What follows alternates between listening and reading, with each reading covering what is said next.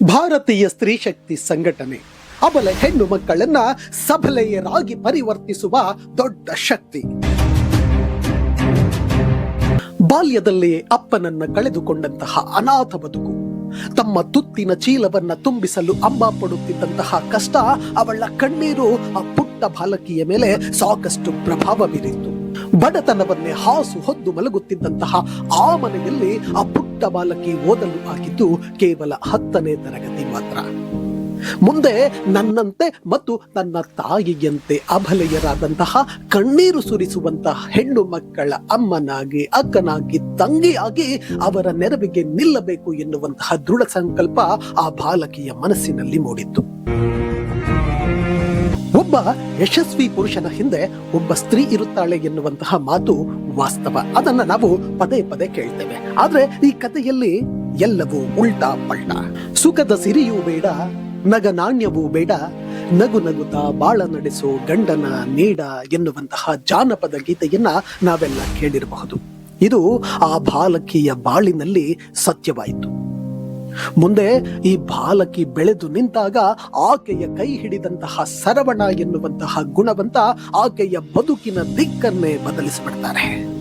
ಸಾಮಾನ್ಯವಾಗಿ ಹೆಣ್ಣು ಮಕ್ಕಳು ಹೊರಗಡೆ ಹೋಗಬಾರ್ದು, ಹೆಣ್ಣು ಮಕ್ಕಳು ಹಾಗಿರಬೇಕು ಹೀಗಿರಬೇಕು ಎನ್ನುವಂತಹ ಈ ದಿನಗಳಲ್ಲಿ ತನ್ನ ಬಾಲ್ಯದ ಕನಸುಗಳನ್ನೆಲ್ಲ ಸಾಕಾರ ಮಾಡಿಕೊಳ್ಳಲು ಆ ವ್ಯಕ್ತಿ ಆ ಬಾಲಕಿ ಅಥವಾ ಆ ಹೆಣ್ಣಿನ ಜೊತೆಗೆ ನಿಂತು ಬಿಡ್ತಾನೆ. ಅಂದ ಹಾಗೆ ಆ ಹೆಣ್ಣು ಬೇರೆ ಯಾರು ಅಲ್ಲ, ಭಾರತೀಯ ಸ್ತ್ರೀ ಶಕ್ತಿ ಸಂಘದ ಸಂಸ್ಥಾಪಕ ಅಧ್ಯಕ್ಷರಾದಂತಹ ಶ್ರೀಮತಿ ಭಾಗ್ಯ. ಅಲ್ಲ ಡಾಕ್ಟರ್ ಶ್ರೀಮತಿ ಭಾಗ್ಯ. ಹೇ ಕನ್ನಡ ಹೆಣ್ಣು ನಾನು, ಸಿಡಿದೆದ್ರ ಮಿಷನ್ ಗನ್ನು. ಹೆಣ್ಣು ಅಬಲೆಯಲ್ಲ, ಮನಸ್ಸು ಮಾಡಿದರೆ ಎಂತಹ ಕಠಿಣ ಕಾರ್ಯವನ್ನು ಸಹ ಸರಾಗವಾಗಿ ಮಾಡಿ ಮುಗಿಸಬಲ್ಲಂತಹ ಸಬಲೆ ದುರ್ಗಾ ಮಾತೆ ಎನ್ನುವುದನ್ನು ತೋರಿಸಿಕೊಂಡವರು ಡಾಕ್ಟರ್ ಭಾಗ್ಯ ಸರವಣ. ಆಡು ಮುಟ್ಟದ ಸೊಪ್ಪಿಲ್ಲ ಎನ್ನುವಂತೆ ಭಾಗ್ಯರವರು ಮಾಡದಂತಹ ಹೋರಾಟಗಳೇ ಇಲ್ಲ. ಯಾವುದೇ ಹೆಣ್ಣು ಮಗಳಾಗಲಿ ಅಥವಾ ಸಮಾಜದ ಇತರೆ ಯಾವುದೇ ವ್ಯಕ್ತಿಗಳಾಗಲಿ ಕಷ್ಟದಲ್ಲಿದ್ದಾಗ ಅಲ್ಲಿ ನಾನಿದ್ದೇನೆ ಎಂದು ಹೋಗುವಂತಹ ಡಾಕ್ಟರ್ ಭಾಗ್ಯರವರ ಹೋರಾಟದ ಪರಿ ಎಲ್ಲರಿಗಿಂತಲೂ ಭಿನ್ನ. ಸಾಕಷ್ಟು ರೀತಿಯಲ್ಲಿ ಹೆಣ್ಣು ಮಕ್ಕಳ ನೆರವಿಗೆ ನಿಂತಿರುವಂತಹ ಭಾಗ್ಯರವರು ವಿಶೇಷವಾಗಿ ಬೇರೆ ಬೇರೆ ಕಾರಣಗಳಿಂದ, ಅಂದ್ರೆ ಬಡತನದಿಂದಲೋ ಮತ್ಯಾವ ಕಾರಣದಿಂದಲೋ ಹಾದಿ ತಪ್ಪಿದಂತಹ ಹೆಣ್ಣು ಮಕ್ಕಳನ್ನ ಸರಿದಾರಿಗೆ ತಂದು ಅವರಿಗೆ ಬದುಕೊಂದನ್ನ ಕಟ್ಟಿಕೊಡುವಂತಹ ಪುಣ್ಯದ ಕಾರ್ಯವನ್ನ ಮಾಡಿದ್ದಾರೆ. ಜೊತೆಗೆ ಎಲ್ಲೇ ಹೆಣ್ಣು ಮಕ್ಕಳಿಗೆ ಅನ್ಯಾಯವಾದರೂ ಅಲ್ಲಿ ನಾನಿದ್ದೇನೆ ಎನ್ನುವಂತಹ ಧ್ವನಿಯನ್ನ ಹೇರಿಸಿ ಡಾಕ್ಟರ್ ಭಾಗ್ಯರವರು ಹೋಗ್ತಾರೆ. ಡಾಕ್ಟರ್ ಭಾಗ್ಯರವರು ಒಂದು ಹೋರಾಟವನ್ನ ಕೈಗೆತ್ತಿಕೊಂಡ್ರು ಅಂದ್ರೆ ಅಪಜಯ ಎನ್ನುವ ಮಾತೇ ಇರುವುದಿಲ್ಲ. ಇಂತಹ ಡಾಕ್ಟರ್ ಭಾಗ್ಯ ಸರವಣರವರ ಸಾಧನೆಯನ್ನು ಗುರುತಿಸಿ ಸಾಕಷ್ಟು ಸಂಘ ಸಂಸ್ಥೆಗಳು ಇವರನ್ನ ಗೌರವಿಸಿ ಪ್ರಶಸ್ತಿಯನ್ನ ನೀಡಿದೆ.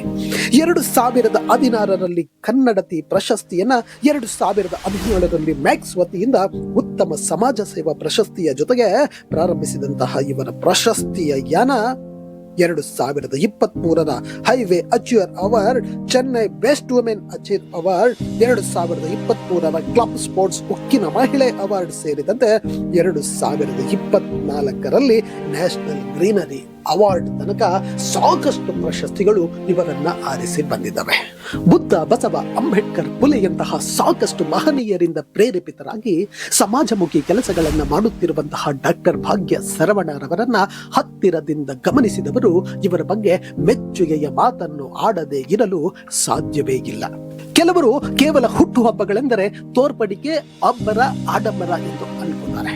ಆದ್ರೆ ಡಾಕ್ಟರ್ ಭಾಗ್ಯ ಸರವಣರವರು ಪ್ರತಿ ಹುಟ್ಟುಹಬ್ಬದಲ್ಲೂ ಸಮಾಜಕ್ಕೆ ಏನಾದ್ರೂ ಕೊಡಬೇಕು ಎನ್ನುವಂತಹ ಉದ್ದೇಶದಿಂದ ಸಾಕಷ್ಟು ಬಡ ಮಹಿಳೆಯರು, ಮಕ್ಕಳು, ಹೀಗೆ ಸಾಕಷ್ಟು ಜನರನ್ನ ಗುರುತಿಸಿ ಅವರಿಗೆ ಸೇವೆಯನ್ನ ಮಾಡುವ ಮೂಲಕ ತಮ್ಮ ಹುಟ್ಟುಹಬ್ಬವನ್ನ ಅತ್ಯಂತ ವಿಭಿನ್ನವಾಗಿ ಆಚರಿಸ್ಕೋತಾರೆ.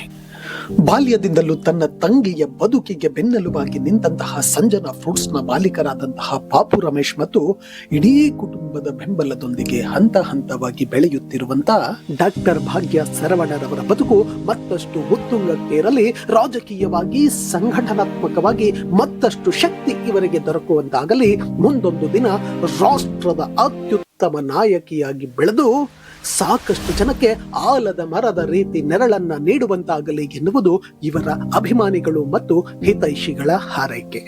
ಇದು ಹೆಣ್ಣು ಹುಲಿ